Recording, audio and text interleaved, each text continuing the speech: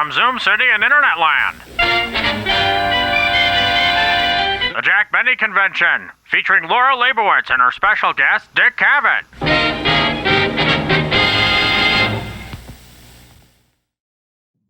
Okay. Okay. Mr. Cavett. Yes, hello. You can, are we on? Yeah. Are those people out there? Yeah, they're out there. Yeah, that look like somebody's aunt's ghost. Oh. Anyway, it's the lighting here. It's not me at all. You could, is it awkward to call me Mr. Cavett? Because you could always, you could say Mr. Dick, which sounds kind of dumb. How about Dick? I'll know who you mean. Who? Okay, very good. Shut up, Dick. I appreciate that very much. Look forward to talking with you for a very long time. So been a while. Okay. We'll start a conversation about Jack Benny in an obvious place, Fred Allen. That in 1983 you were on a show called Parade of Stars, and you did the most amazing Fred Allen impersonation that I have ever seen anybody do. I could close my eyes. Oh, I bet I've lost that. Did I sound vaguely like Fred Allen? Oh, I could close my eyes and imagine that I was actually listening to Fred Allen. You were absolutely perfect. Whoa. Well, we better play that then.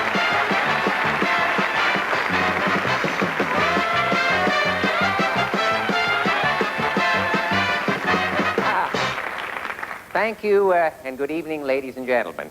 My name is Fred Allen, and I thought of something amusing, and I'm enjoying it in anticipation of saying it. I was born in Boston, Massachusetts. I went to a small town when I was 9. We moved to Boston by a little town on the seaside called Perkins Landing, and this was a very uninteresting little town. It was so boring. One year, the tide went out and never came back. See? So that gives you some idea. Oh, thank you. I'd like to take you into my confidence, I suppose. I got a letter from my mother, a most unusual woman. By the way, Mother affixed the postage with a safety pin. Since Prohibition started, her mouth's been so dry she can't wet a stamp. And here it is. My dear son, thank you. A few lines to let you know about our new neighborhood. The man next door has bought pigs. We got wind of it this morning. See, we've decided to have him arrested for fragrancy. A little play on words there. Mother's a rather literate woman. Your father made a new scarecrow for the garden. Oh, my father is a genius at making scarecrows. Last year he made one that was so frightening, it so scared the crows they brought back corn they'd stolen the year before. Oh, thank you for the crows. No other news except that our old stove exploded yesterday and blew your father and me into the backyard. It's the first time we've been out together in 20 years. I'll be going now, and please, when you applaud, only applaud for what you sincerely feel at that moment. And with the closing word, then, if you're not yourself, don't try writing your autobiography. This is Fred Allen saying thank you and good night.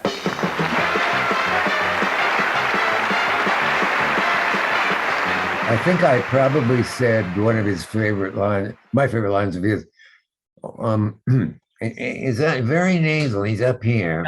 Yeah. All the sincerity in Hollywood could be contained in a flea's navel, and you'd still have room for 4 caraway seeds and the heart of an agent. Is that the one?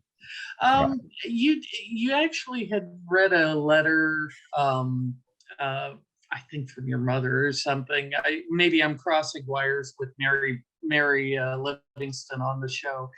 But no, I think you did one of his vaudeville routines. Yes. So one of his monologues, and had the flag come out at the end to encourage people to applaud and so forth. So but how did you start doing Fred Allen, and how Well, did you? my father would not let anybody talk in the room when Fred Allen was on the radio.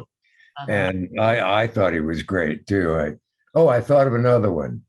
Mm-hmm. He said he had a neighbor out in the country, a farmer who had made a scarecrow Mm-hmm. that was so frightening. The crows brought back corn they'd stolen the year before. Mm-hmm. I like What his a line wit. about television is called a medium because nothing on it is either rare or well done. Okay. Rare and well done. Yeah, that was not bad. So when you were a youngster in Nebraska, clearly you had some performance ambitions. And did that make listening to radio shows like Jack and Fred Allen different for you? Were you focusing on the comedy or just being entertained? Well, first of all, I was addicted to radio.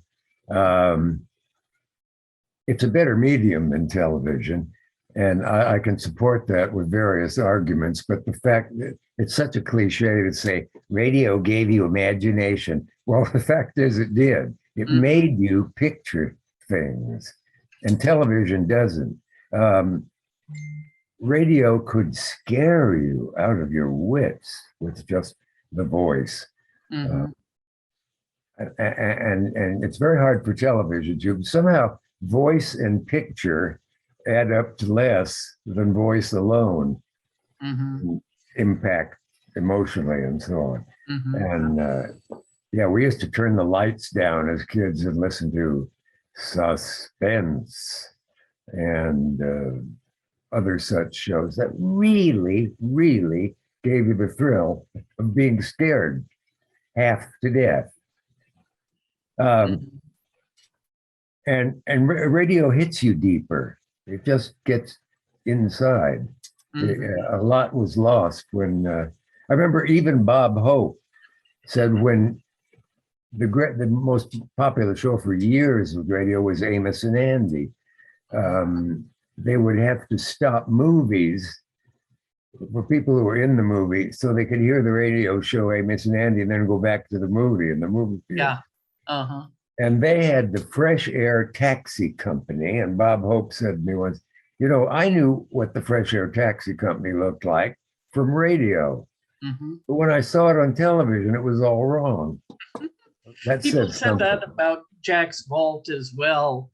Yeah, that Jack going down into his vault, and then they did it on television. They said, no, it's all wrong. So yeah, it just didn't have it. It was a step down. Yeah. Great for news and stuff like that. But yeah. let's not throw out our televisions. Yeah. No, this is true. So you said that you had first seen Jack at Carnegie Hall when he was rehearsing with Leonard Bernstein. Can you tell us how that came about? Yeah, I was not known at the time. I was living in a 5-flight walk-up, not alone, but with many roaches. But I saw in the paper, I was a round-making actor or round-failing actor. Mm-hmm. And I saw that Jack Benny was coming to Carnegie Hall. And I thought, get the date, I got to be there. It wasn't the performance that I went to, though I later did, but it was the afternoon when they were on stage rehearsing. I got myself into Carnegie Hall, and standing in the very back, I could see about 5 or 6 people up on the stage doing something, moving about. But unmistakably at that distance, even if the other 4 had been friends of mine, I couldn't have recognized them, but there was no doubt who was Jack Benny. Just every move, every gesture, and every word you could overhear slightly. And I thought, well, this is it. This is a new chapter now. The part of my life where I haven't met Jack Benny is all over. I'm going to go down there. And they may throw me out, but they didn't. He was chatting with a group of men. I saw a man with a camera I leaned in to put myself in the picture they were taking of him. And I later got a copy of it. I looked funny, but eager. They couldn't stop me. You photobombed Jack Benny on your first meeting.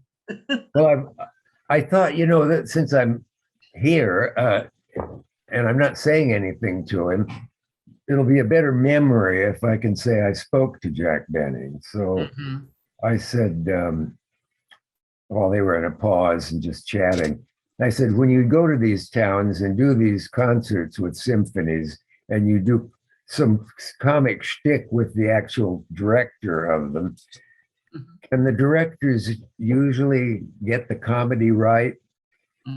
And he said, oh, they generally get it.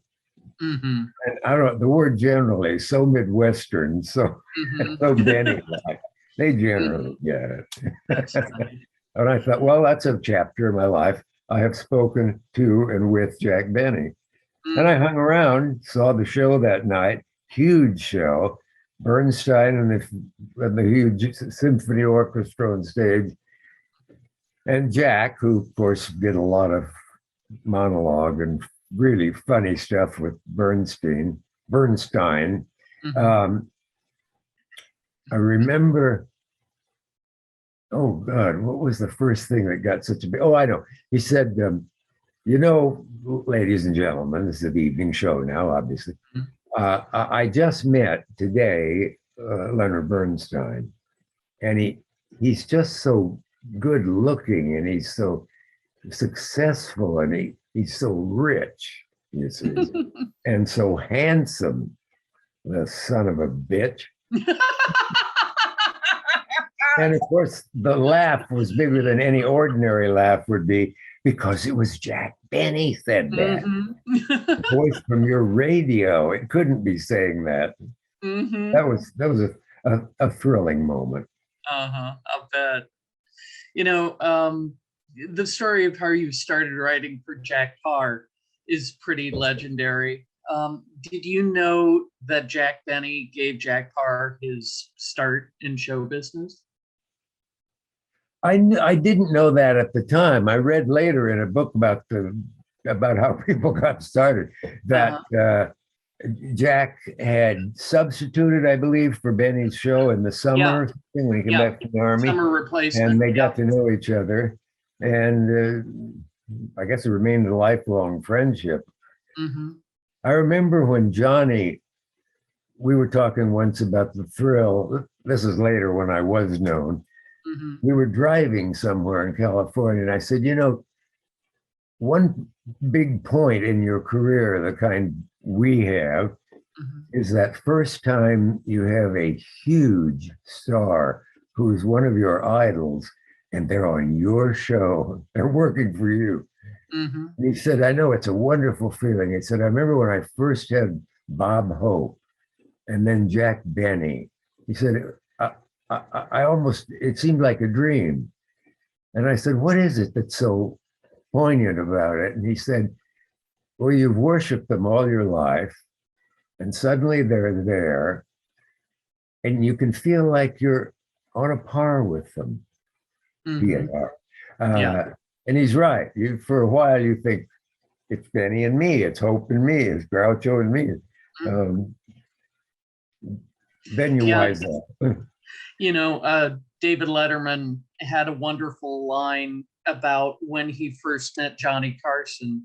He said, it's as if you've seen Lincoln on the $5 bill all your life, and then all of a sudden you meet Lincoln. The Johnny Carson was like meeting Lincoln that you've only seen, on a $5 bill or on your TV screen, and that it was that momentous. So. That's good. It's true too. There's a sense of disbelief, and my God, they actually exist in 3 dimensions, like almost everybody else. Now, you have told a story about being in an elevator at the Beverly Hilton, and you were going up to a celebration of Judy Garland, Well, and Jack and George were in the elevator, and George was as usual cracking up Yes. Jack. So yeah, tell us about that. Yeah, it was the Beverly Hills. And then I just happened to come back from taping, I guess, or something. No, I wasn't on television yet, but I was out there. And I suddenly saw all these familiar faces in a room full of people watching Judy Garland on the stage. So I sneaked in, and there they all were. It was like a wax museum, only alive, of everybody you ever knew. Cary Grant, Jack Benny, and Hope, and film stars one after the other. It was like a kind of a name dropper's dream if you got to talk to them. Mm-hmm. But Garland was on stage, and she was quite thrilling. And when it was over, I walked out of the room. Everybody did, of course. And Jack Benny and Burns got into an elevator. Mm-hmm. So I didn't know there was an after party or something they were going to. So I got in the elevator with them, naturally. And I saw that strange phenomenon of the way George Burns had a power over Jack Benny, that he could reduce him to tears of laughter. Mm-hmm. Any strange thing he said, its sound, the way he knew George, he just could not help himself. He almost dropped to his knees laughing. And I thought, well, maybe I'll get an example of that here. And I did. Mm-hmm. They're in the elevator, we're quiet for a bit, we're going up, and Burns says, I've never stopped at this hotel. I could never stay here. And Jack said, why? And he said, too many buttons on the elevator. With this, Jack slapped his knee, bent over, and was I'm not sure you or I would get the same laugh from that. Probably not. But it was wonderful to see how he had that control over him, a Mm-hmm. power. Mm-hmm. I also had a moment of just walking down the hotel corridor behind Benny and Burns, who were leaving the party later, and there's these two figures ahead of me, both of them with identical belted storm coats. Uh-huh. I thought, here are these two legends. They don't know I'm back here, and it's just as well. and it was a moment of, I'll never forget this. There they are, two Uh-huh. giants Mm-hmm. on their way home. Mm-hmm. Amazing. By the way, Uh-huh. Woody Allen and I were out there together. I don't know how many years ago, but we were both beginning pretty much in the business. And I said, let's go find Jack Benny's house. I know where it is. But Mm-hmm. So we went to Roxbury Drive. Don't everybody go there. Mm-hmm. And we knew which one was his house. It was on the street. It wasn't like so many Hollywood homes. You go through two gates and a forest and finally get there. Yeah. Right out on the street where anybody could walk up to the door and ring the doorbell. We did not. Kind of sorry we didn't. And but we just stood there like gazing at a shrine or something Mm-hmm. across the street from Jack Benny's house. Mm-hmm. I remember Woody said, no, he's in there checking his script. Rochester is bringing him a cup of coffee. And we just stood there worshiping. It was very interesting and strange. A funny thing happened to me when I was taking photos at Jack's house on Roxbury, that a tour bus full of people pull up and they see me in front of the house, and I guess they decided that I was somebody important, and suddenly all these cameras came out, and there's a bunch of tourists somewhere that have pictures of me in front of Jack's house. I didn't own it, but it would have been nice. Well, you were immortalized for that. I guess so. Well, next door was Lucille Ball's house. Yeah. And James Mason's house, and somebody else, one after another. Agnes Moorehead's house, Mm-hmm. all on notorious Roxbury Drive. Mm-hmm. I wonder if any of their ghosts ever appear there. Yeah. Groucho's house was not there, but a tourist bus stopped in front of it. He and Benny were great friends. Mhm. The tourist bus stopped, and the loudmouth driver said on the mic in the bus, "This is Groucho's house. Oh, look, aren't we lucky? There's one of his workmen working in his garden there. Let's see if we can get a question about Groucho." And he takes the mic out, goes up to the workman, and doesn't realize, because the guy's cap is down, that it's in fact Groucho. Mm-hmm. And the guy doesn't know that he knows that. So he says to the guy, "Can you tell us anything about Groucho?" And he said, "He's a wonderful man. He lets me sleep with his wife." You could hear a roar from the tourist bus where they heard it. That's Groucho. And actually, similarly, that Jack had gone over to Lucille Ball's house, and he had dressed up as a gypsy and taken his violin over there. And he went in, they were having dinner, and he went strolling through their dinner, playing a gypsy violin.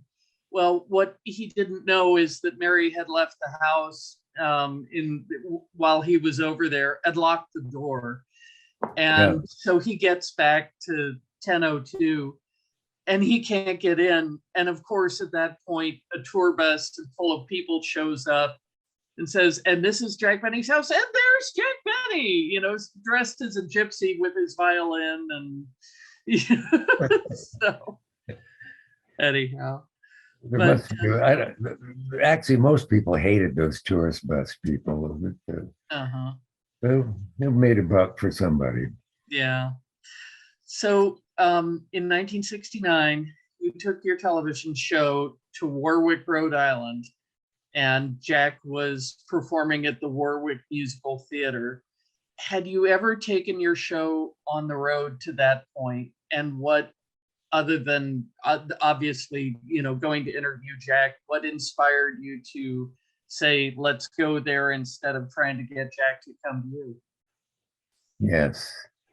How do you know all this stuff? I feel I'm being stripped naked here. I'm sorry.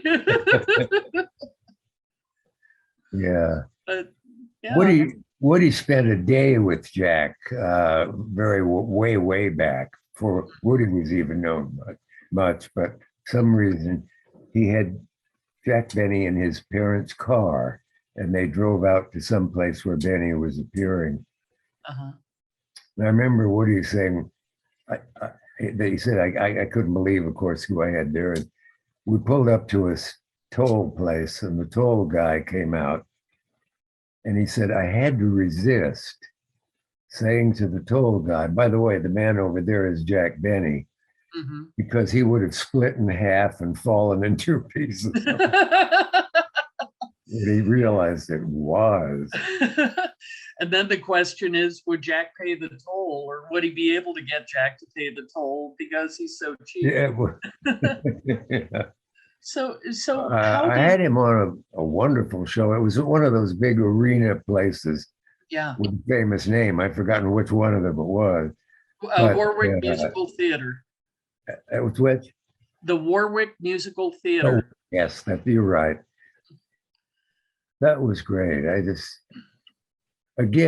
I still, having met him then several times, had that feeling of, for God's sake, this is Jack Benny. He's always somebody who's elsewhere, as all most famous people are. But now he's here. And it's kind of a disgusting thing to talk about too much. And people get tired of hearing your juvenile joy at that. But it's a real thing, and it's hard to resist, hard to avoid it. Kid, he would say and tell me something. I'll tell you a story about kid later. Okay. Jack was physically recognizable from a great distance because of his stance, that sort of relaxed stance. That's why from the very back farthest wall of Carnegie Hall, I could tell which of 8 men he was on the stage. Mhm. Once at NBC, near the Paar, the Paar offices, and Benny was on the show. And I went into the men's room, and there were 4 men. You couldn't see their hands, of course, because it's from the back. But the 5th man, arms were hanging relaxed at his side, and most of his weight on one leg. And you knew from the back it was Jack Benny having a nice pee. As George Burns said, you could I put him should in have a dress rehearsed and that. take him anywhere. So how did you prepare for an interview with Jack or anybody? You know, how much were the questions prearranged, and how much were? Well, you everybody who did a new talk show in those days copied the Tonight Show, usually with the desk in the same place and the couch in the same place. And on the staff, there were 4 or 5 people named talent coordinators, and they would often meet with the star at their hotel if that was allowed, or if not, on their own. They would give you 8 or 10 questions that they contrived, and they usually knew what they were doing, and they were very helpful. One of my mistakes when I began, a friend of mine said, you know, this is your 2nd week. You've got a bad habit. When the guest talks to you, you wait till they finish and you go right on to your next prepared question. You really ought to comment or something. And I realized, oh my God, I do. I mean, what they meant was like, I would have a guest say, and then we discovered this ancient trunk and we unearthed it. And when we opened the lid, Dick, you can never imagine what we saw there. And I would say, do you have any hobbies? I mean, it wasn't quite that bad, but just about. Something to watch out for when you do your talk show. Yeah. You know, while we're on this topic, I was rewatching the show that you did with Jack Benny and Bill Cosby. And wow. Yeah. And my significant other asked on the questions where you'd have the cards and it would be part of the monologue. Were you answering those extemporaneously, or were the responses written in advance? I haven't seen that show in a long time, but usually it was a mixture. Sometimes I would get to see the cards beforehand if the audience was already in. Sometimes I didn't, obviously. So I would say they were 50% ad lib, possibly 60. Okay, very good. They were fun to do. Yeah, well, you made it feel very, very extemporaneous. So I applaud you for that. Yeah. I remember once, actually, Woody and I did them together from an audience. We had no preparation. And what looked like a high school girl in the balcony yelled out to Woody, "Do you think sex is dirty?" And Woody said, "It is if you do it right." There you go. Yes. A famous line that was stolen by others. But I love doing that with the audience. That's great. Actually, in 1970, you were Master of Ceremonies for the Manhattan School of Music's Salute to Jack Benny at the Waldorf Astoria. Was I? Yeah, you were. Yeah, I'll take the I word was for wondering it. if you had any memories of that evening. So, What did you just say? oh, that I was wondering if you had any memories of that evening or emceeing the Salute to Jack Benny. I don't specifically remember that. I remember doing that, but I didn't realize that's what it was. And again, it was just an education being around him and being able to see his technique of how he stood, how he talked, what he emphasized. His use of his voice was that of a really, really wonderful actor. One time I sort of startled him.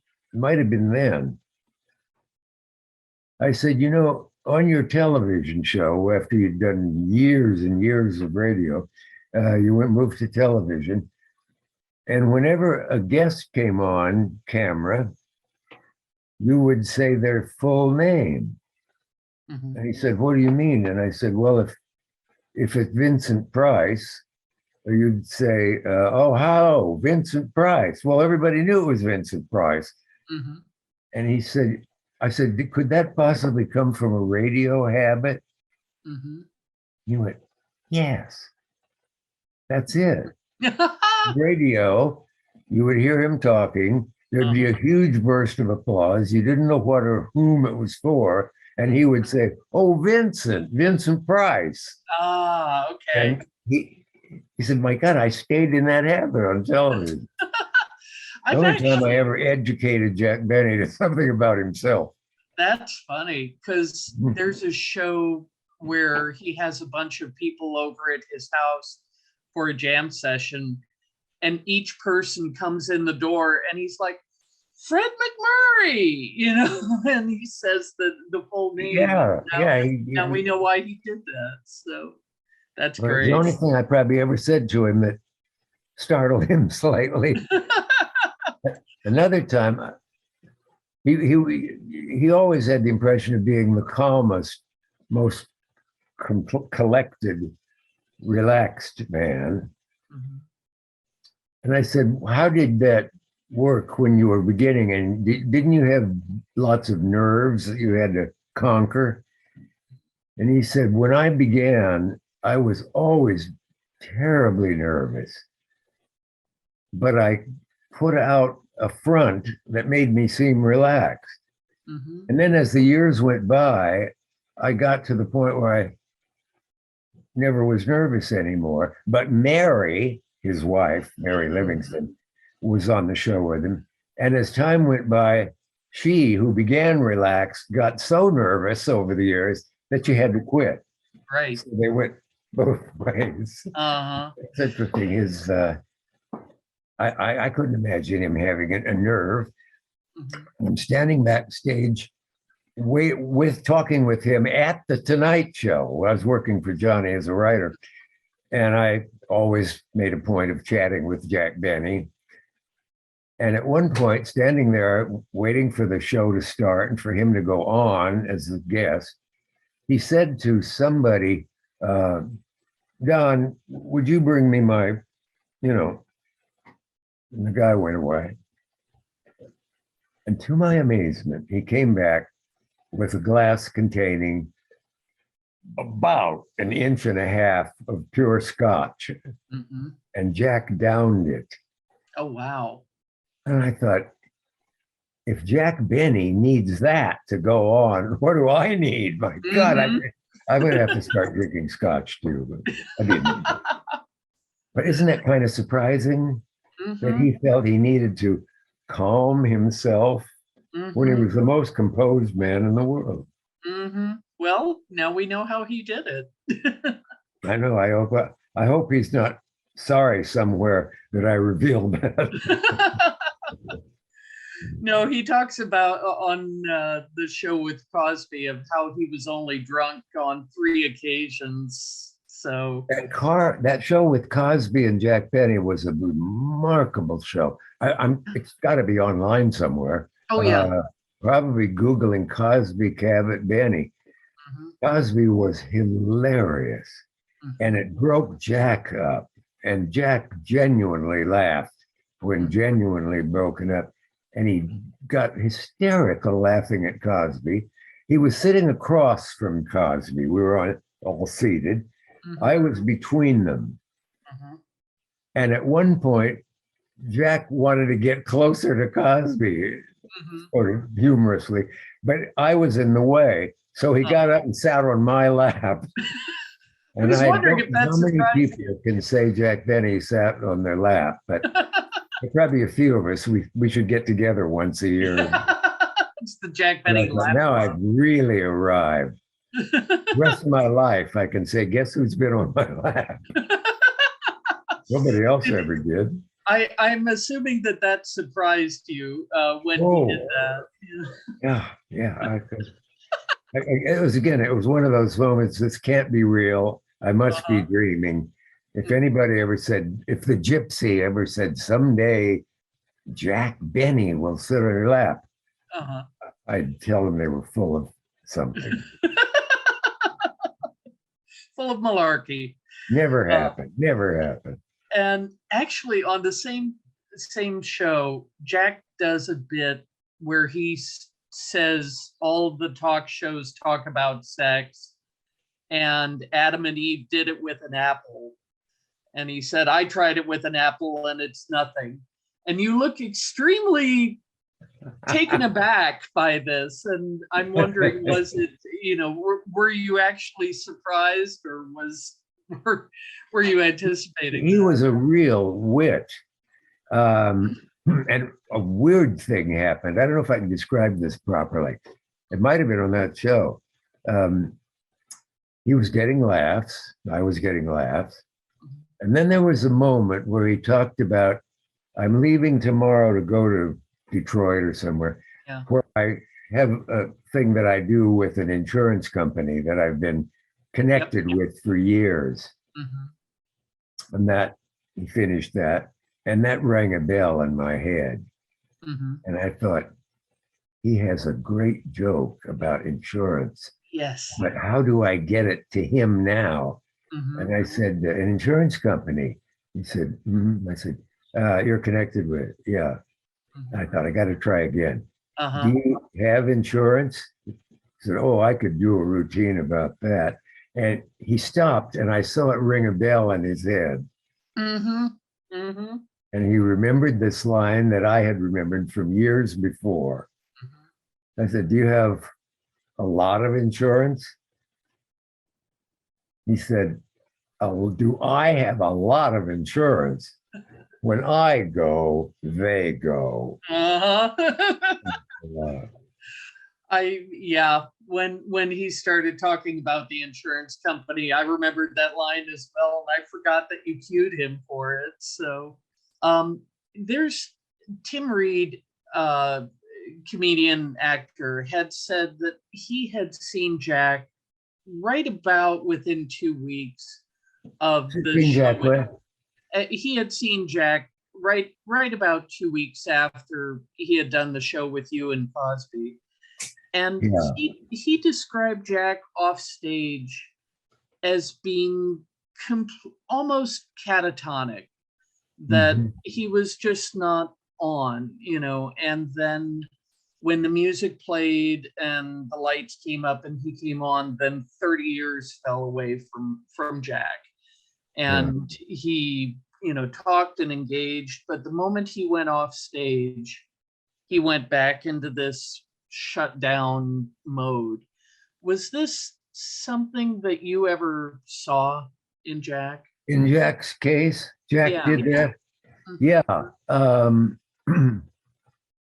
I had seen that. He was able to drop everything that was stage stuff when he was in real life.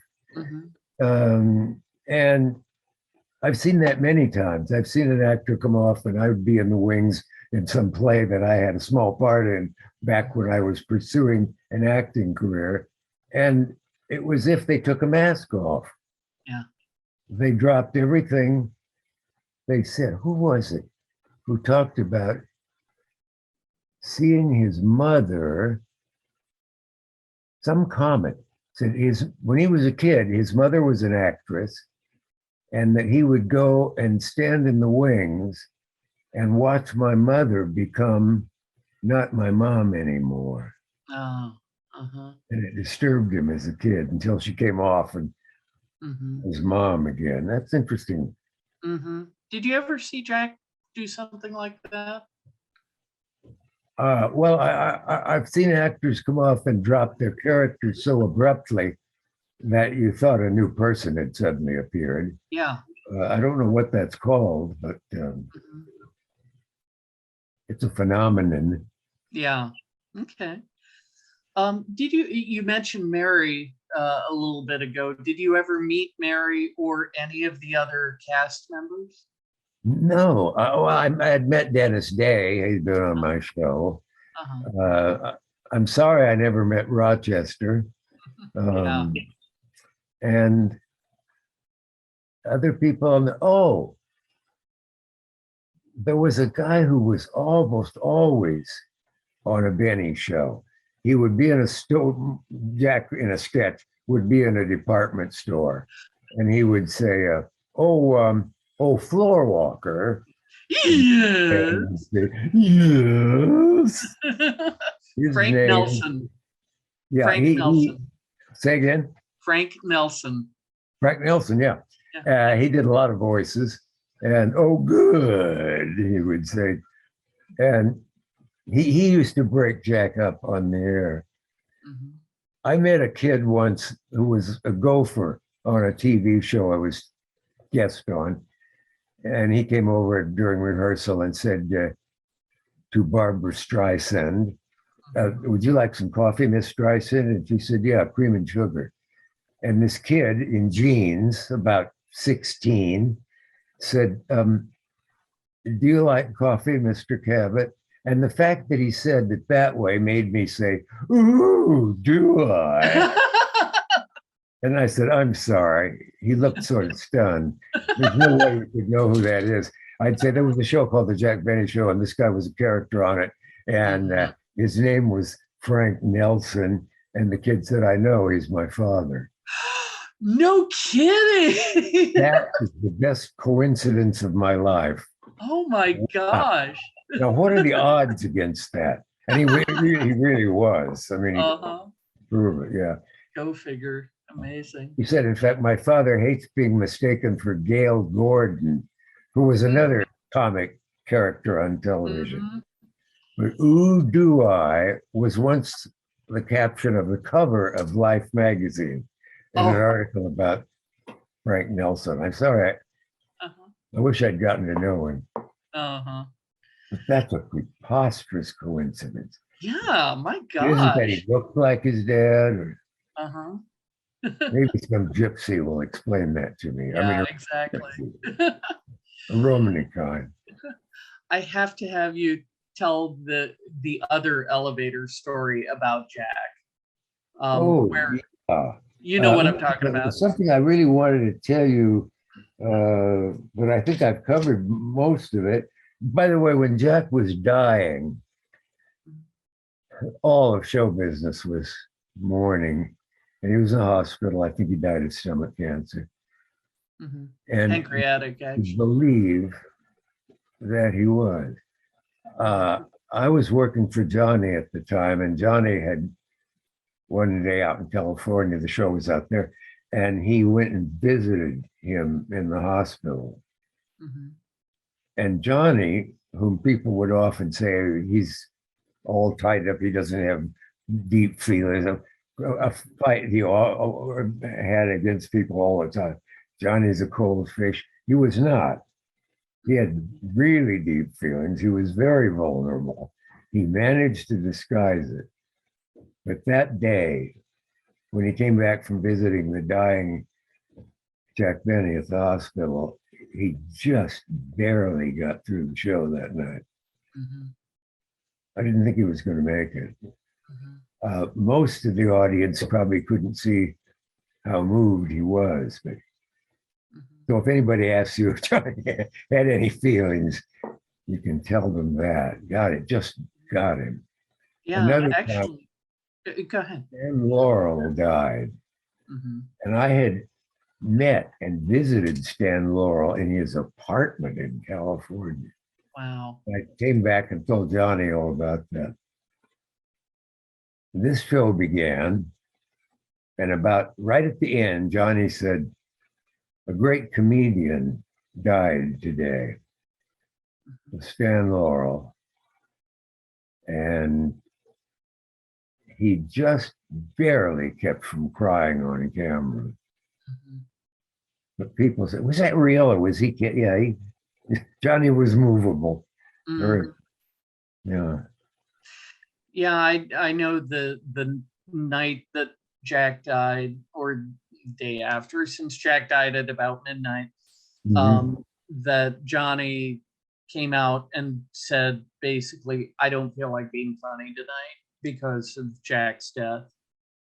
And yeah, I was wondering if you had any knowledge about that. So Yeah. yeah. Are people surprised that performers have feelings? Yeah, yeah.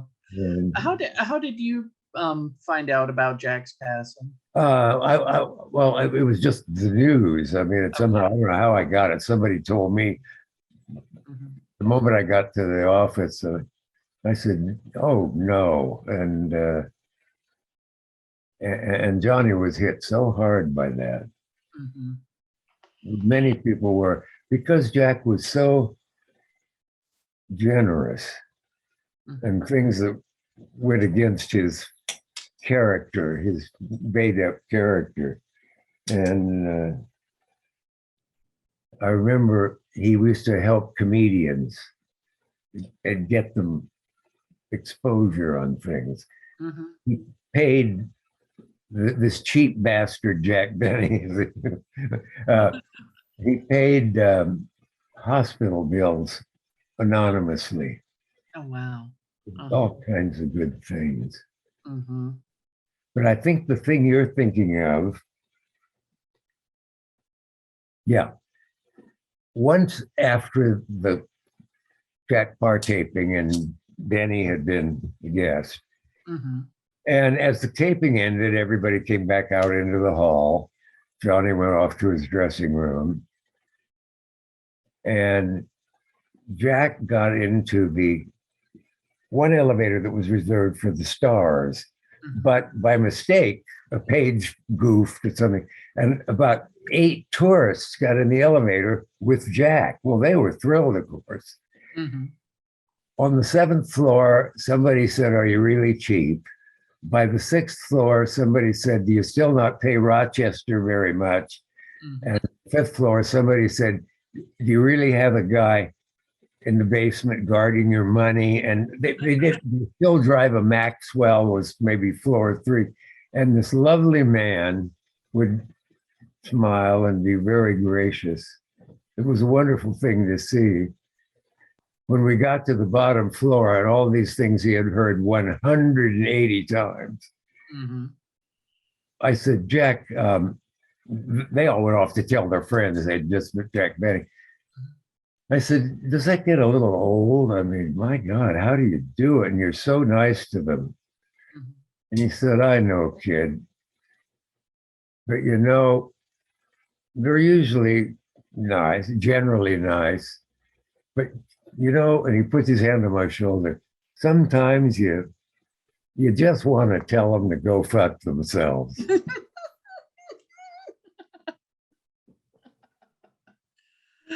I don't know if you got that. Mm-hmm. I don't blame him for that. That man, his voice came into my home. Wonderful. Yeah. Did you ever see Jack socially or off screen any other times, or was it primarily when No, I didn't really. I only saw him when he was on my show or when we were on a roast or something together. Mhm. But I would love to have been. I always wanted to see the inside of his house. Yeah. Uh-huh. It had a Rolls Royce next to it. Mm-hmm. That's great. Yeah. So, of course, you're well known for having a great friendship with Groucho. And Groucho and Jack were very different on and off screen. Yes. Can you compare and contrast these two men that you knew well? They were absolutely different in almost every way. Groucho did sketches, and so did Jack Benny, but it was somehow utterly different. Utterly different. You wouldn't think two great comedians could have so little in their style that was in common. Mm-hmm. Groucho, of course, was a great ad-libber. Once he was on a Bob Hope radio show in California years ago, and it went on, and they hadn't brought Groucho out onto the set with the mics and for the radio show. And finally, Hope said to Groucho's relief, I also have a friend backstage, Groucho Marx, and he'll be out later. And he waited longer. And he finally came out, and Hope did the first line of a sketch. He said, Jack, what are you doing here in the desert? Oh, I was Groucho. Groucho said, yeah, you can take all these mistakes out and put them in a special. While I back up, ladies and gentlemen. Yeah, he came out, he said, Groucho, what are you doing here in the desert? And Groucho said, desert hell. I've been waiting in a cold dressing room back there for an hour and a half. This gave rise to an ad lib session that I must admit I have never heard. It's a collector's item. I hope someday to hear the beautiful ad lib. And they did. But Jack Benny could ad lib. Totally different. Benny Kubelski from Waukegan. Waukegan, Illinois. That's right. Yeah. They have a statue of him in downtown Waukegan now. Oh, they should have at least one statue of him. Yeah. I've never seen that. Yeah. So, okay. Well, that actually is all the questions that I had. Is there anything else that you wanted to share? That's about it. Okay. Thank you so much. This has been so wonderful. I so appreciate it. You certainly know how to do this and make it painless. You're really, you're good at what you do. Oh, thank you so much. I'll even send that in writing if you need it. I appreciate that. Okay. Thanks. Well, thank you, and have a wonderful weekend ahead. Great. And you Stay too. warm. All right. Okay. Take care. Take care. Bye-bye. Bye.